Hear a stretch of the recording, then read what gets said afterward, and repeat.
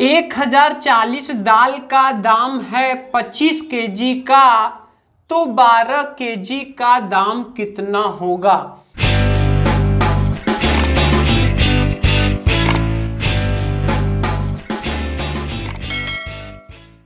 जी हाँ फ्रेंड्स, ऐसे questions market में आते रहते हैं।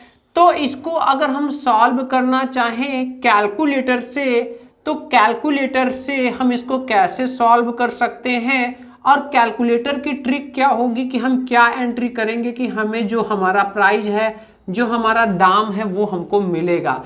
तो देखिए, ऐसे क्वेश्चंस का अगर हम दाम निकालना चाहते हैं, जिसमें कि यहाँ पर अगर आपको ऐसा दाम निकालना हो जैसे इकट्ठा में कुछ पैकेट हो, जैसे बोरी हो, 25 केजी का बोरी हो, 50 केजी का बोरी आता है, और उसका दाम इकट्ठा में हमें बता दिया जाता है। मान लीजिए हम उससे कम मात्रा का दाम निकालना चाहते हैं। अगर ऐसा सवाल है तो दाम निकालने के लिए क्या करना पड़ता है? सबसे पहले तो हमें रुपए लिखना होता है।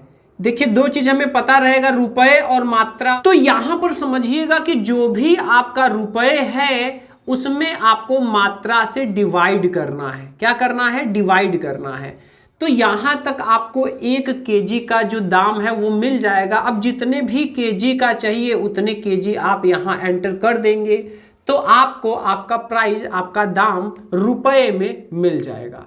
ठीक है, क्या मिल जाएगा? दाम किस में मिलेगा? रुपए में।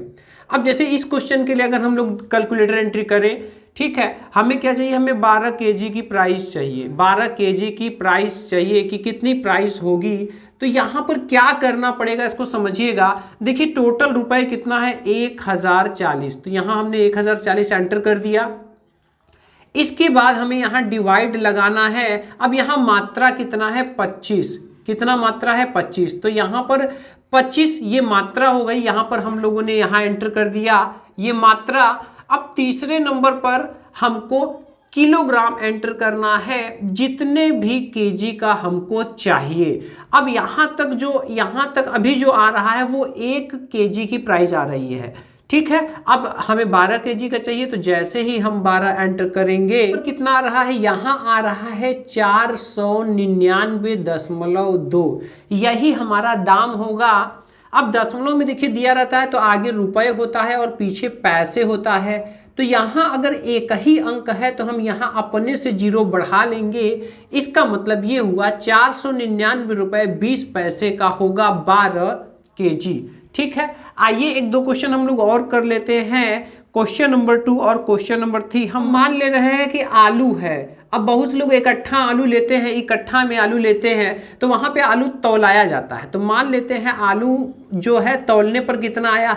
मान लीजिए 53.5 किलो आया। कितना आया? 53.5 केजी आया, मतलब 53 केजी 500 ग्राम। ठीक है, 53 केजी और 500 ग्राम आया। और इसका उन्होंने हमसे कितना लिया? 963 रुपए। कितना लिया? 963 रुपए लिया। हमें निकालना है कि 10 केजी कितने का होगा, इसी हिसाब से। ठीक है, तो अब चलिए इसका हम लोग दाम कैसे निकालते हैं। तो देखिए, यहां पर दाम निकालने के लिए क्या करना होगा?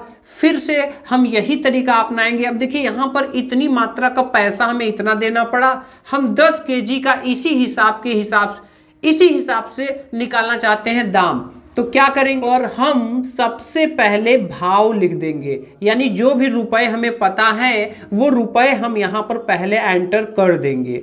इसके बाद यहां पर डिवाइड लगाएंगे। अब यहां पे मात्रा कितना केजी है? ये है 53.500। तो हमने यहां पर एंटर कर दिया। इसके बाद हम यहां पर, अब देखिए अभी आ रहा है 1 केजी आलू का प्राइस आया है। क्या आया है? 1 केजी आलू का प्राइस आया है। अब इसमें हम 10 केजी का चाहिए, तो जैसे ही 10 से गुणा करेंगे आप देख सकते हैं कितना आ रहा है। ये आ रहा है 180। यहां तक जब हमारा एंट्री हुआ था तो देखिए 18 आ रहा था, मतलब 18 रुपया किलो हमारा पड़ रहा है इकट्ठा में। और इसी के हिसाब से अगर 10 किलो का निकाले जाएगा तो 180 रुपए इसका आंसर आएगा।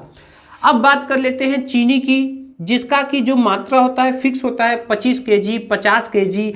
तो मान लेते हैं हम कि 1900 रुपए का मिलता है 50 केजी। 50 केजी, और हमें इसी हिसाब से 5 केजी का दाम निकालना है। क्या होगा? क्या एंट्री हम करेंगे? हमें दाम निकालना है तो जो भी दो ठो पता है 1900 रुपए में 50 केजी, तो इसका रुपए वाला सबसे पहले हम लोगों ने एंटर कर दिया।